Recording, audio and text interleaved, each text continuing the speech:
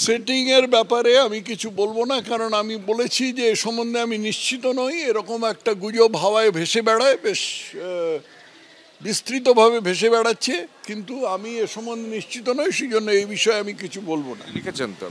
লিখেছি আমি, তারপরে তো লিখেছি যে এ বিষয়ে আমি নিশ্চিত নই, সেটাও লিখেছি। আশঙ্কাটা কেন? মানে আশঙ্কা লোকে বলছে বলে, কথা ভেসে বেড়াচ্ছে বলে, আমাদের তো লোকের সাথে ইন্টারাক্ট করতে হয়, সেই এই গুজবটা ভেসে বেড়াচ্ছে বলেই আশঙ্কা।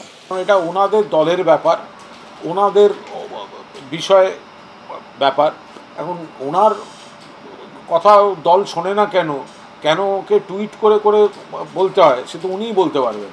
তো উনি নাকি রাজ্য সভাপতি ছিলেন, উনি নাকি ছিলেন, ওই রাজ্যপাল ছিলেন, তো ওনার এত অ্যাক্সেস আছে, উনি দলকে বোঝাতে যান। উনি টুইট করে আর্তনাদ করে কী লাভ হবে?